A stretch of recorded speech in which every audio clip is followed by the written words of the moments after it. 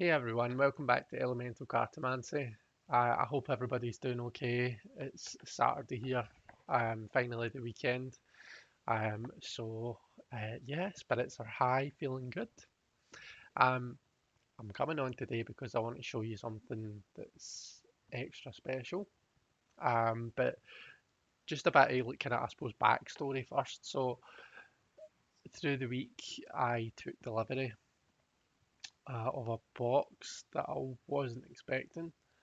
Um, my gran recently passed away, and a lot of my friends or a few of my friends in the tarot community over in the States, unbeknownst to me, had been chatting and had basically decided to put um, lots of wee treasures into this box for me and send it over.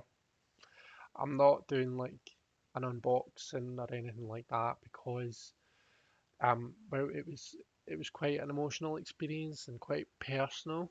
Like opening that box and going through that and reading the cards and opening things and stuff. So, it's not something that I want to make a video on, but I do want to I do intend to kind of show you the treasures from it here and there. Um, so this is the first one. This is the first treasure from I think it was the big box of love, if we call it that. Um, so yeah, I'm going to be showing you. So this is a 1701 Lyon Jean Dodal, and this is a deck that was, printed, that was put together, that was made by one of my close friends, Justin Michael.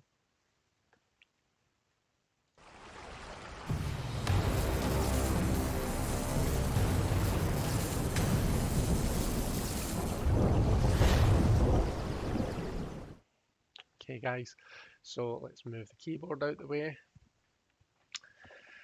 So, like I say, this was a handmade deck. It was handmade by Justin himself. The artwork is by Shell David from East Tarot, and it was handmade by Justin. Before I show you the cards, actually, I'm just going to show you some of the how he's packed it because it's just really beautiful and really kind of a contemporary to that time when when these decks uh, were made. So it's come wrapped in this beautiful rice paper, I think it is. Um, and that it's got the same pattern as the back of the cards on it. Um, and then it was also kind of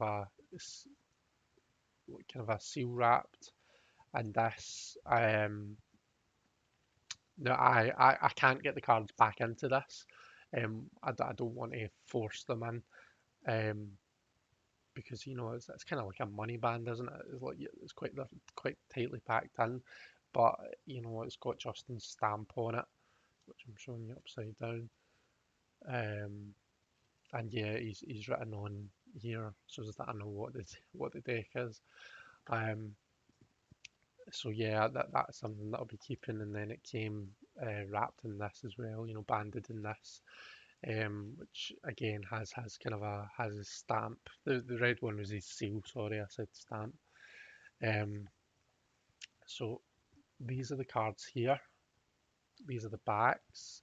Just to give you an idea about size, if you like to see, this is it as compared to a Smith Waite. I think this is quite a standard Tarot de Marseille size.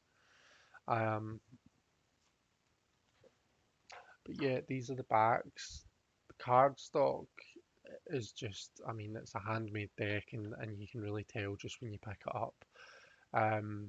This is beautiful. I think Justin said it was like premium playing card type cardstock paper that he'd used um, to to print these onto. Um, Absolutely beautiful. It glides in your hands, so it does. When you kind of move it about. Um, you'll notice that the edges are pointed. They aren't like kind of the corners are pointed. It's not, the corners haven't been rounded, and again that's typical of decks of that era, I guess. Um, so what I'm going to do, I'm going to flip through the cards without really saying much. We'll see if I can manage to shut up for for 5 minutes to flip through them, and then I'm going to come back and talk a bit about the deck, my impressions and stuff like that. Um, so yeah, let's just have a wee flip through. So we're starting off with the Magician,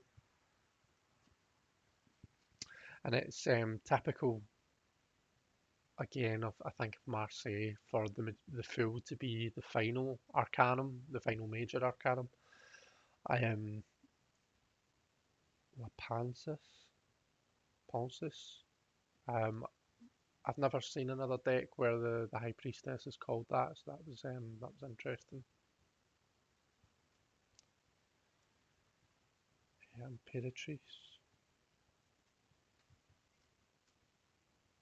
the Emperor. You can see that it's got the four.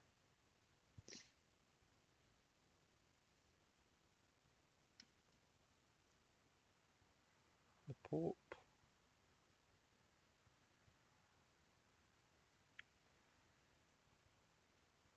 Just love the colour tones, and I know that it's like primary colours, essentially. Maybe with some greens thrown in there. You see kind of green in this person's dress, but just the the way that they are in this deck is beautiful. Chariot,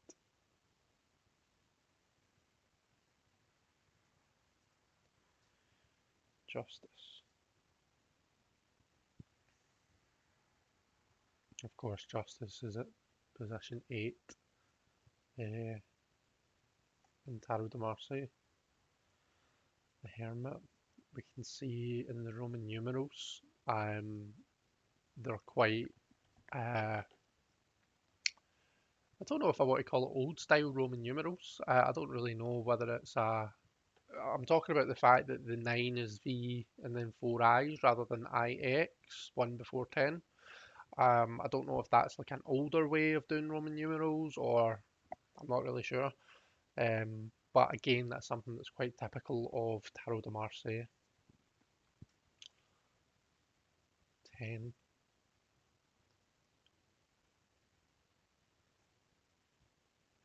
Strength. I need to ask Justin because there's a couple. I take it this was the, maybe like whoever originally created this. Um, but there's a couple of the cards that have this FP Lestrange down the side. It's probably something really obvious, and I'm quite daft for not knowing. But I need to ask him what that's in relation to. The Hanged Man. It's quite quirky in that it's got IIX for 12. Um, I love free things like that. The Unnamed Arcanum,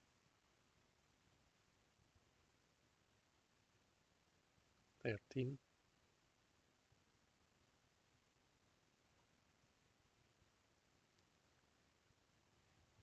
Temperance,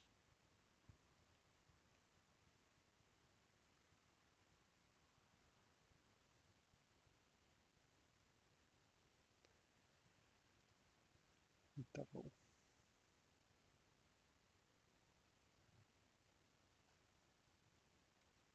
Tower. And the Tower is something that I've been thinking about a bit lately because we did the Tower card in this month's Marielle study group. And in the Marielle, when you read the book, the lightning is coming from the tower. Um, Unless I've misunderstood the way that she's written it. She writes it that there's the build up of energy within the tower, and then the lightning is released from it. And when you look at some of the old Tableau de Marseilles, for example, this one, it looks more like flames than lightning. But if you see that, it looks more like flames are coming from the tower and going towards the sun.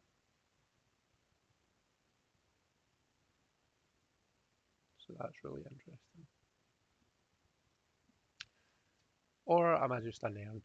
Maybe a bit of both. We have our star.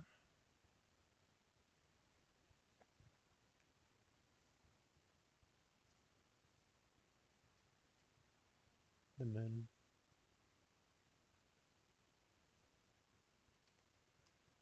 The sun.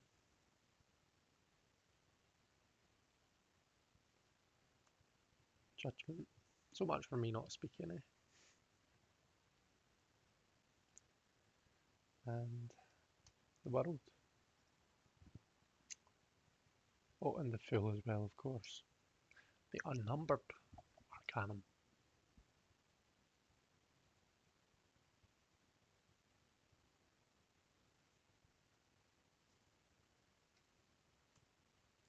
Okay, so we're on to the minors.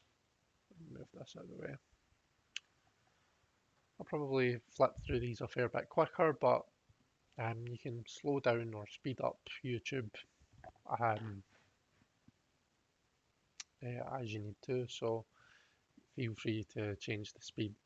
Just if you're speeding me up, do mute the video because I don't want you listening to me babbling away in 2 times speed. I can imagine that would sound ridiculous. Um, so yeah, we have our wands, and it's quite classic formation of the wands. I know there's a few different ways that the pips are arranged in the Marseille decks, but this is how I generally tend to see them in the Marseilles that I'm used to.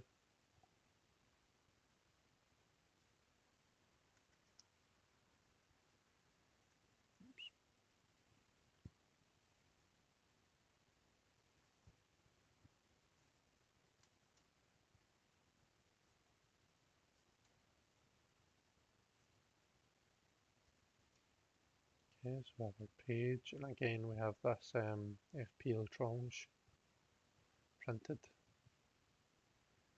Did you notice how page is untitled? I suppose in this it's not page, it's valet, isn't it? Chevalier, which is our knight of wands.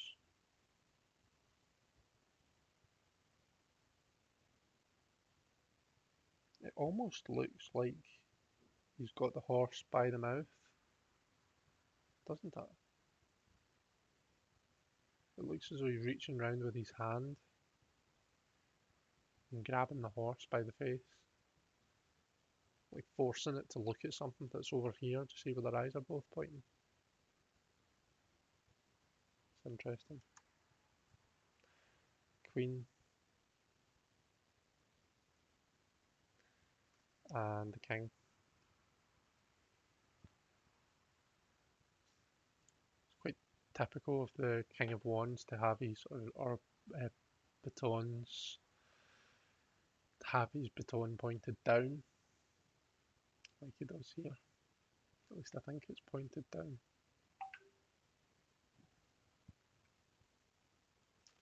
Have our swords. I love the swords in Tarot de Marseille, both visually and symbolically. Um,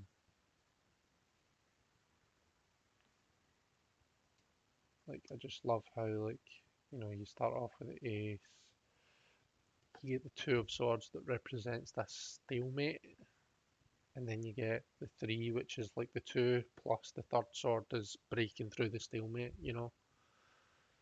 And then the four is the peace, it's the retreat, the rest period.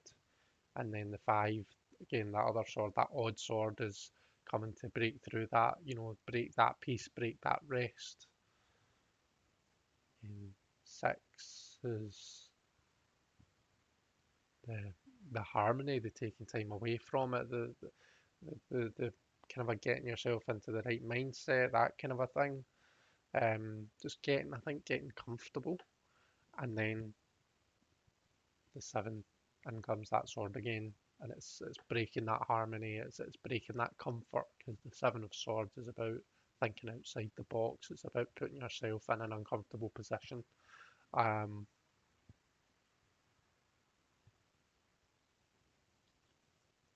8,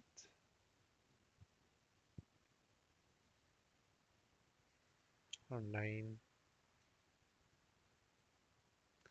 and then the 10,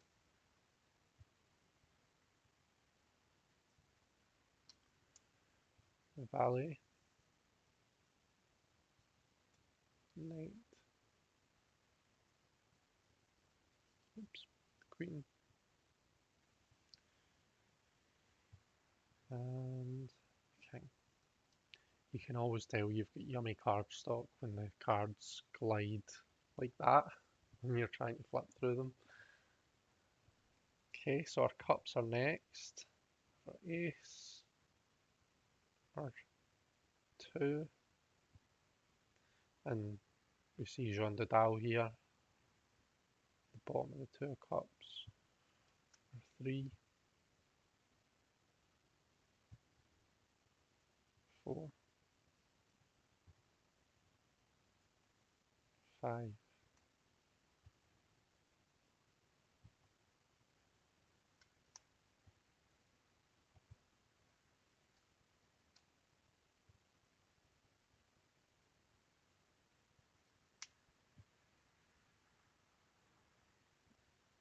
the 9, and then the 10. The big cup on top pouring into the 9 cups below. Our Valet.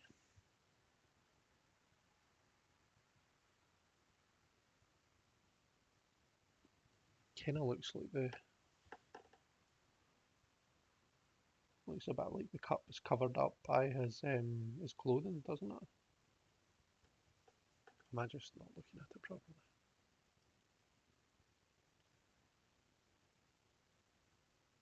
Yeah, it kind of looks like it's coming from here and it's almost covering the cup up. He's holding the lid in his hand. The Knight, Queen with her covered up cup.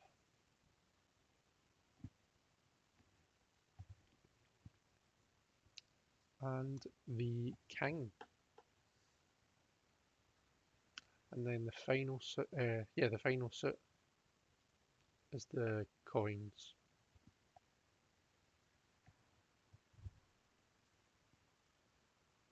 Or 2,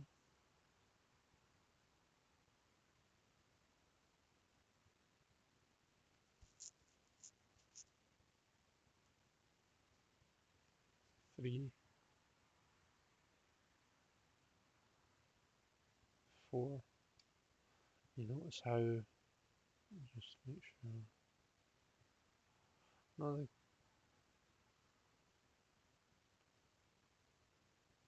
so there's some pips that have the number. So you see the 5 on the 5 of Swords, the 8, no, the 9, sorry. See the wands as well, 7, the 7 of wands. But the cups and the discs, or the coins rather, sorry, are unnumbered.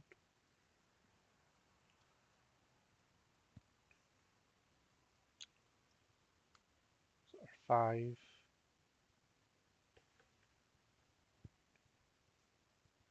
6,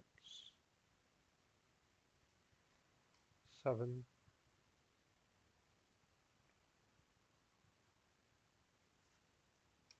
8,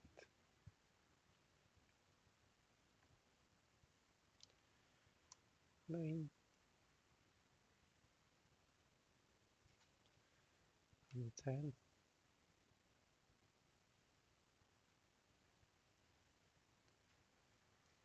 Have Valet,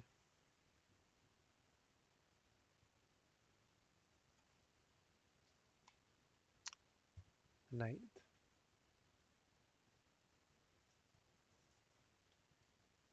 queen.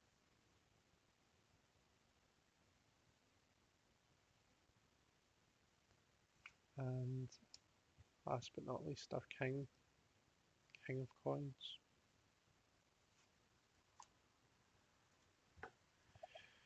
So, absolutely stunning deck. I didn't have a Dodal, now I do. One of the other thing I wanted to kind of a touch on and talk about is the whole idea of Type 1 versus Type 2.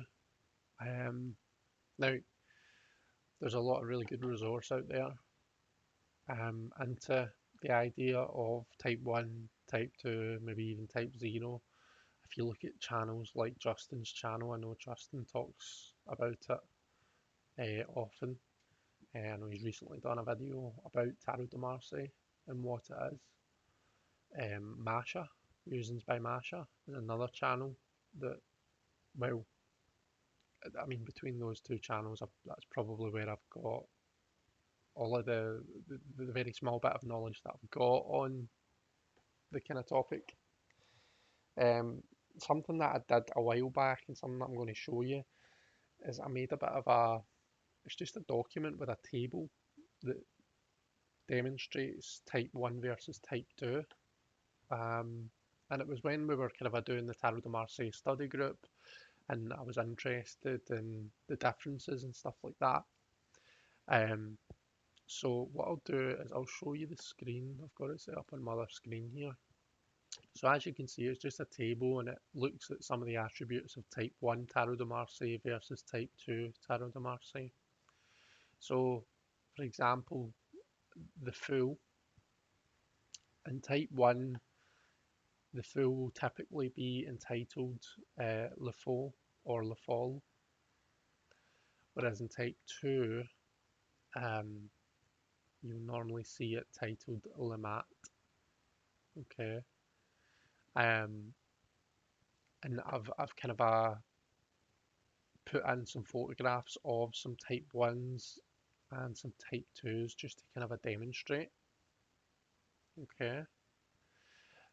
The Pope, if you look at the Pope's staff in Type 1, he doesn't have the triple cross. Okay, he'll have something else, maybe like a shepherd's crook or, you know, something else, but in Type 2 you see he has the triple cross staff. The Lovers. So if you look at Cupid and the Lovers card, in Type 1 we'll typically see Cupid flying towards the left hand side of the card but pointing the arrow to like the middle or the right. So quite often we'll see Cupid kind of like bent round like this in Type 1, and Cupid will also be blindfolded. Whereas in Type 2, Cupid is not blindfolded and he flies towards the same direction that he's pointing the arrow, um, towards the right of the card. The Chariot, and by the way, these aren't the only cards where you can see like differences across Type 1 and Type 2. These are just some of the main things that I had picked out from, I think it was a video that Masha did. The Chariot. So if you look at the shield here on the Chariot card, in Type 1 you don't tend to see any initials on the Chariot, whereas in Type 2 you see there will be initials usually on the shield. Also the curtains, see how we get these kind of scallop shaped curtains in the Type 1s, but in the Type 2s it's like draped, they're draped across like this. The Hanged Man, so the in Type 1 we see the Hanged Man with his hands at his shoulders like this. and generally shown with his tongue sticking out. Whereas in type 2, you see the hanged man with his hands behind his back, and I don't think he tends to have the tongue sticking out in type 2. Moving on to the devil. In type 1, we see the devil with the face on his belly, whereas in type 2, you don't see that. The moon. In type 1, look at the moon's face. It's facing out towards us, whereas in type 2, it's shown facing off to the side. And then finally, the world. In type 1, we see this leafy skirt. We see the world depicted with a cape, and the position and the posture and legs, they aren't crossed in type 1, whereas in type 2, the legs are crossed. There's no cape, we have this scarf covering up partially covering the world dancer. So those are some of the ways that we can distinguish between type 1 and type 2. So turning back to this deck, I believe this would be deemed a type 1. So in the Fool, we have it entitled Le Fall. If we look at the Pope, we don't have the triple cross. The Lovers, we'll look at Cupid. Look at the way that Cupid is pointing. In the blindfold, we have the scallop curtains, and we have no initials. Let's see. The Hanged Man, you see the tongue sticking out and the hands at the shoulders. The Devil, we have the face on the belly. The Moon facing out towards us. And we have the World Dancer with non-crossed legs, the cape, and the leafy skirt. So this, I think, would be a type 1. And that's just kind of some of the ways that you can tell the differences. So I'm going to pause the video, I'm going to give this a right good shuffle, and then let's sling some cards and see it in action. Okay, so I've been shuffling away. I do always like to kind of talk a bit about how the cards shuffle. So these shuffle really, really nicely. Justin did say that he used like this kind of a premium playing cardstock because he knows that I like to use my decks. With that said though, this is obviously a deck I'm going to be really careful with and probably overly careful knowing me. I need to raffle shuffle. If I don't raffle shuffle, I feel as though the deck isn't randomised properly. I like my decks to be nice and randomised, but there'll be no bridge shuffle in this. So the way that I'm doing it is I'm very carefully just so gently riffling them together like that, and then I'm just kind of bringing them together. And then overhand is the same, doing it quite carefully, not so much because I'm scared the cards are going to get damaged, but because, and I always find this with pointed cornered cards, like I'm in danger of like impaling myself on the corner of the card if I don't kind of just do it with care, if I don't take care. So the spread that I'm going to actually, in fact, let's zoom out a smidge so that you can see what I'm doing here. I think we really need to see the rubbish bag though, do we? Right, let's see how much room have I got. So I've got from there up to there. We'll see how we go on. I'm going to lay out a wee Celtic cross for you. Just extra special deck. Why not do a big spread and let's just see it all laid out nice and in all its glory. So I was thinking about a question there, and I thought, well, we're in the spooky season. It's now the 2nd of October, coming up towards Christmas. It looks as though we're finally headed in the right direction in terms of the whole COVID situation. So I thought a reading for the collective to look at what can we be doing now, moving towards this kind of a happy period, the spooky season, the Yule season, that kind of a thing, and moving out of the kind of the shit that we've all been going through for the past 2 years. So the deck's all nice and shuffled. I'm going to be doing the Patishi Celtic Cross. I've been really enjoying that lately. I think that it offers great insight, and it's a good down to earth spread. It's a good all rounder, I think. So the first two cards are going to tell us about the question.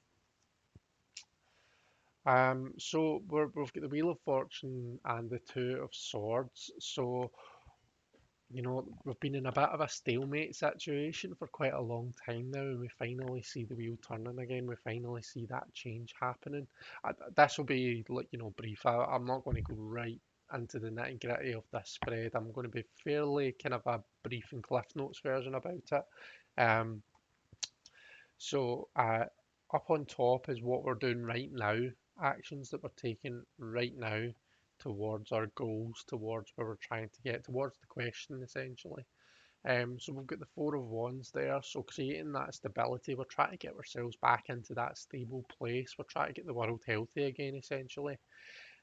What's the aim right now? Well, the Hangman suggests that it's either about, maybe sacrificing something, maybe trying to kind of, right, put something to one side and move on without it, leave that behind. And, I'm sure we can relate to that when we're thinking about things like COVID. You know, we are trying to kind of lose that. But the Hanged Man, I think, traditionally and, in a lot of schools of thought talks about illness. So it does. It does talk about, um, yeah, illness. Um, you're in this temporary state where you are having to rest up. So that's something to think about as well. Um, we could also be looking at, now we're moving forward and we're trying to move forward with a new perspective with, you know, we don't just want to rewind back and get things exactly back to the way they were before COVID hit, because COVID hit for a reason, like if we think about the environment and everything that we've learned in these 2 years, when all these cars haven't been on the road and, all of the good that it's done for the environment, we want to kind of a move forward, but with a new point of view, we want to be better than we were before. Um, an asset that we've got, so choice. Um, we are presented, we're in a time where we can actually choose, where we know more now, you know, like I was just saying, we can move forward and make better decisions. And an opportunity that we have is the Ten of Wands. So the Ten of Wands is a massive opportunity card in and of itself, because we've got that option to either, you know, put something aside that not that's not working anymore. Because ones are about our passion. It's about something that's uniquely us. Um, but quite often we have to move on. Okay, tens are about change, renewal of the cycle, and wands is passion. It's fire. And when the fire energy gets to a certain level, there comes a point where it's time to hand the torch down. And a lot of us don't do that. And that's where we get ourselves into the kind of the burdensome side of the Ten of Wands, the side that we see in decks like the Smithwaite and stuff, the Solabusca. That's when the 10 becomes this kind of a symbol of burden and taking on too much and having to kind of break it down. It's when we don't break the task down and delegate or move on to something new when we're kind of when we've got to that point. So there's an opportunity there to move on, to put old ways aside and to move on to something new. Let me just kind of see if I can shift all of this over. It's looking all right. The next card is, how we view the question. So this was the question itself, and this is a kind of a pairing card with it. Um, Eight of coins. So when we think about it right now, it's about getting back to normal. It is about getting back to the status quo. The eight of coins is a card for me that's very much about business as usual. It's about going back to like kind of the machine being able to work smoothly. So that's what's in a lot of our minds. We've been restricted and we've had to make sacrifices over the past 2 years, and we're really looking to kind of put that to one side and get back to being able to enjoy our lives as free as what we could before. Timing is the next card, and the Three of Wands for me is a card of action. It's the initial action. It's the kind of you know, the aces and the twos in the tarot for me are numbers about aren't really. There's not much happening. It's about the seed being planted and then germinating. The three is when we actually see things start to happen, and then the Three of Wands. For me, this has always been a card about, right, now's the time. Now is the time to act. It's time to get going. It's time to, do the thing that you're passionate about. It's time to do the thing that you've been questioning. You're thinking, should I or shouldn't I? What should I do? Go for it. Go for it. It's time to have that sporadic burst of energy. Now's the time when that's going to serve you. So in terms of the timing card, this means to me now, now. Act on that opportunity that we have. The next is the kind of a overall purpose. So these were the kind of immediate aims that we had.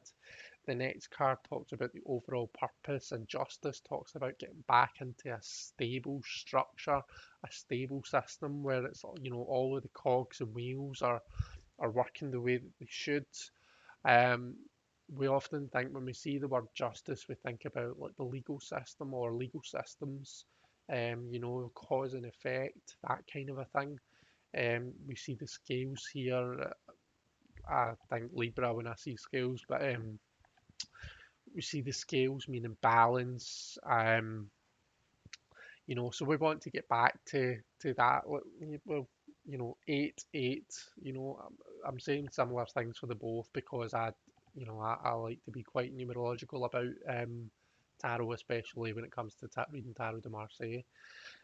So our justice card, getting back the overall purpose is getting back to some sort of stability, where the structure works the way it's supposed to. The 10th card, um, when we think about our asset and our opportunity, this is like a wild card or something hidden or a bit more information on this. And we've got the Eight of Cups. So look at the eights that we've got across this. So we had a 4, which is about stability as well. But yeah, like 8, 8, 8. It's all about stability. It's all about structure. But from that structure, you're kind of springing forward. You know, you're wanting to create momentum from that structure. It's not just structure for the sake of getting all your ducks in a row. There's a purpose behind getting your ducks in a row. You're wanting to actually use that structure to achieve great things. And I mean that's what we see here. Um, the Eight of Cups for me, it can be a card about leaving something behind. Okay, it can be a card about accepting when something is no longer serving us and moving on from it. Okay, and we do need to be really kind of emotionally mature and emotionally um, stable, I guess, sure of ourselves in order to make that decision. Um, to me is why it links to the number 8. But when we talk about how we've got, our asset is our choice and our ability to make choices and our ability to step outside the old ways, what we've done before, with the lovers, it's we see often we'll see someone who's choosing between their parents and, a lover, essentially. It's been able to make decisions in ways that you haven't before, consider things that you haven't before. This person is, um, he's stepping outside what's expected of him from his family, and he's doing something for himself. He's following his passion and his desire. Um, but at its core, when you kind of look at it symbolically, to me, it's about making decisions differently than we have before. And we have these two cards are both for me talking about moving on to something different and leaving something behind. So yeah, it's interesting. So it is. But definitely in terms of kind of a how do we move forward, how do we enjoy the seasons that are coming up, and how do we move forward past the 2 years that we've had. We definitely need to, I think, let some things go that are no longer serving. And I'm not just talking about COVID itself. I'm talking about, everything that we've learned during this period, and things that we did before that are no longer serving. And we've achieved a lot in terms of like a lot of businesses and companies realise now that working from home is actually a great thing. Whereas before, I think it put the fear in a lot of businesses. Now they realise that it's actually really good for business to have people working from home. So there's a lot of kind of a takeaways from the whole situation, and I think that it's just about applying that going forward. Okay, guys, I'm going to leave it there. Thank you so much for watching. Um, Thank you, obviously, so much to Justin. This is actually the first I've read with this deck, so as I wanted to keep it in order. It's not a deck that I want to be, you know, shuffling the hell out of. Like I said, I'm probably going to be a bit overcautious, so I kept it in order, so as that I wouldn't then have to put it back in order and reshuffle it and stuff. So this is the first time I've done a reading with it, and I mean you can see for yourself, it's absolutely stunning. It reads like an absolute dream, and it's just such a beautifully made product. Um, so thank you, Justin. I absolutely love it. Words aren't enough. Thanks for watching, guys. I hope you've enjoyed. I'll hopefully see you in the next video. Take care, everyone.